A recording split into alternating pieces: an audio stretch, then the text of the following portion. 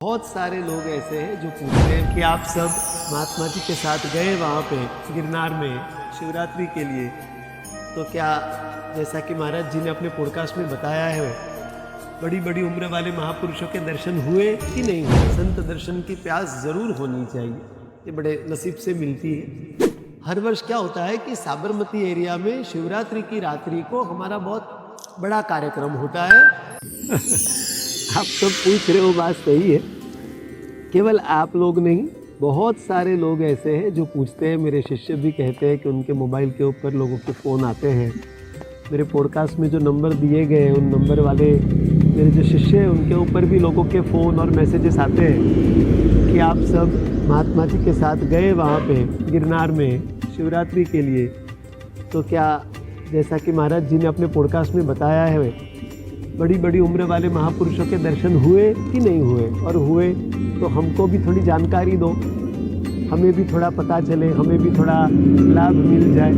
भावना बहुत अच्छी है, ऐसी पवित्र भावना, और ये मन में प्यास होनी ही चाहिए। संत दर्शन की प्यास ज़रूर होनी चाहिए, ये बड़े नसीब से मिलती है। अब आप सब लोग भी वही प्रश्न कर रहे हैं। पहले से मैं अगर बता दूं तो इस बार शिवरात्रि में भवनाथ का मेला गिरनार जाने के पीछे प्रयोजन ही ये था। हर वर्ष क्या होता है कि साबरमती एरिया में शिवरात्रि की रात्रि को हमारा बहुत बड़ा कार्यक्रम होता है। रात्रि को, पूरी रात्रि तक, ऐसा कहो मध्य रात्रि तक शिव नाम की धुन होती है, ओम नमः शिवाय के जाप होते हैं, बड़ा सा शिवलिंग बनाया जाता है, उसके आजू बाजू प्रदक्षिणा की जाती है, बड़ा भव्य भव्य होता है सब।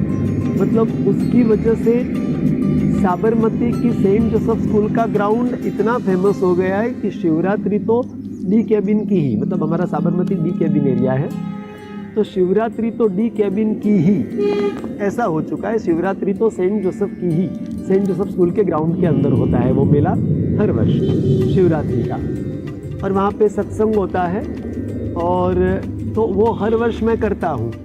लेकिन इस वर्ष ऐसा हुआ कि शिवरात्रि के कुछ दिन पहले पूज्य गुरु जी ने रात को, जो मैं 2 बजे स्नान करके फिर ध्यान करने बैठता हूँ सुबह 6 बजे तक का, उसमें जो मेरे पूज्य गुरु जी हैं, जिनके बारे में मेरे कई सारे पॉडकास्ट में मैं बता चुका हूँ कि उनकी वर्तमान में आयु चल रही है 1738वां वर्ष, हिमालय में विराजते हैं, ध्यान में मुझे नियमित रूप से दर्शन देते। वो जीवित है, लेकिन क्योंकि केदार खंड में विराजते हैं वो, और केवल बर्फ़ के ऊपर रहते हैं, जैसा कि मैं मेरे कई पॉडकास्टों में बता चुका हूँ।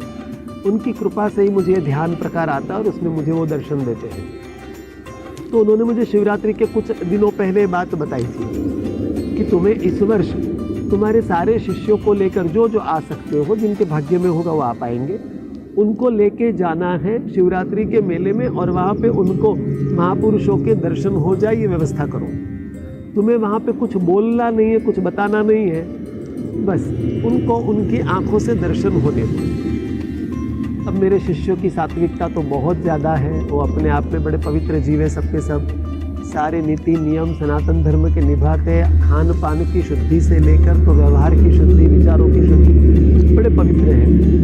उनके गुरु मंत्र के जाप उतने हो चुके होंगे, गुरु जी को ऐसा लगता होगा, मैं तो उतना ज्ञानी नहीं हूँ कि मुझे पता चले ये सब बात, पर इसीलिए उन्होंने अनुमति दी। जब ये बात मेरे शिष्यों के सामने मैंने रखी तो वो तो बहुत आनंदित हो गए कि चलो इस वर्ष अपने गुरु जी के साथ जाना है भवनाथ के मेले में शिवरात्रि के लिए गिरनार।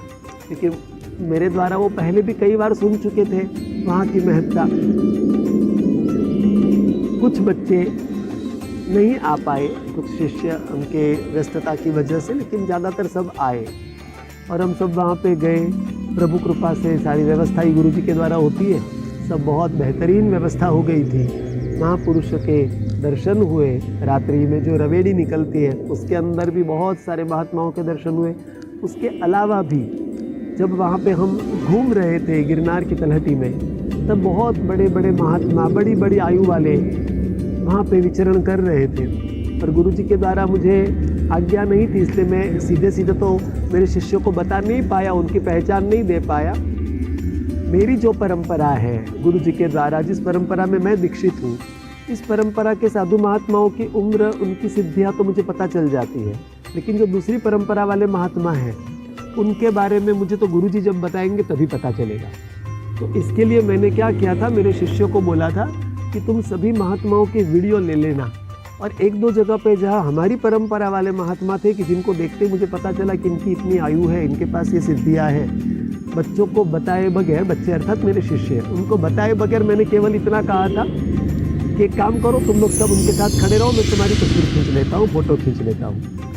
क्योंकि मेरे शिष्य बड़े पवित्र हैं, मुझे मेरी खुद की इच्छा थी कि उन सब महात्माओं के साथ उनकी तस्वीर हो, फोटो हो, उनके पास भी एक यादगिरी रहनी चाहिए।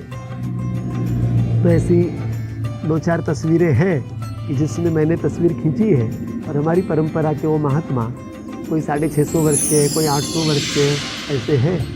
तो वो तस्वीर में ये जो मेरा वीडियो रिलीज़ होगा इसके ऊपर मैं बता दूंगा मेरे शिष्यों को कि वो तस्वीर रखे, उसके ऊपर जो मैंने उनकी खींची हुई है।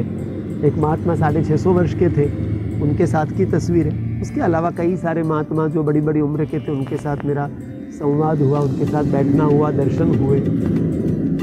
तो वो सब भी वक्त के साथ साथ मेरे शिष्यों जब मिलेंगे, एक के बाद एक वीडियो मंगा के देखकर मैं उनकी पहचान, कुछ को तो मैं भी नहीं पहचानता, मेरे गुरुजी मुझे ध्यान में बताएंगे तभी पता चलेगा।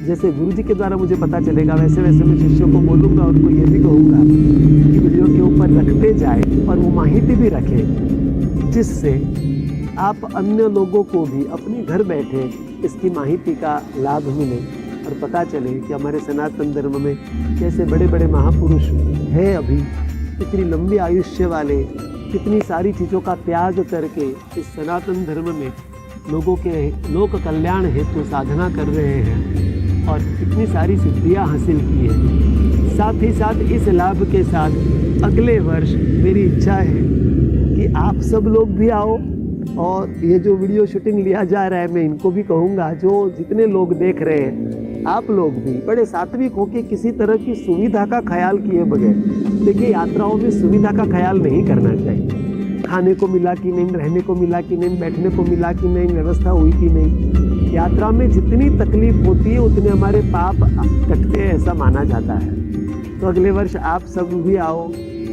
महाशिवरात्रि के मेले में, गुजरात गिरनार के यहाँ भवनाथ के मेले में, ऐसी मेरी इच्छा है सब आ सके। इसलिए वक्त वक्त पे वो वीडियो के ऊपर रखने के लिए मेरे शिष्यों को मैं कह दूंगा, और इस तरह से अब सबका जीवन आनंदमय हो, प्रभु की कृपा, प्रभु की भक्ति सभी को मिले, सबका जीवन सात्विक हो, शुद्ध शाकाहार का सभी अपने जीवन में अपनाए, और प्रभु भक्ति के साथ जब शाकाहारी जीवन, शाकाहारी विचार और किसी भी तरह के अहिंसक विचार जब हो जाते हैं जीव के, तो अपने आप परमात्मा ऐसे जीव को अपने करीब लाते हैं, अपनी तरफ बुलाते हैं, प्रभु का प्रेम मिलता ही मिलता है। नमस्कार। पूज्य महाराज जी की जो चैनल है कृष्ण प्रियदास जी महाराज, बीच में कोई स्पेस नहीं है, कृष्ण प्रियदास जी साथ में और फिर स्पेस करके महाराज, ये वाली जो चैनल है वो सभी प्लेटफॉर्म पे अवेलेबल है। फेसबुक हो गया, ट्विटर हो गया, इंस्टाग्राम हो गया, इन यही नाम से अवेलेबल है।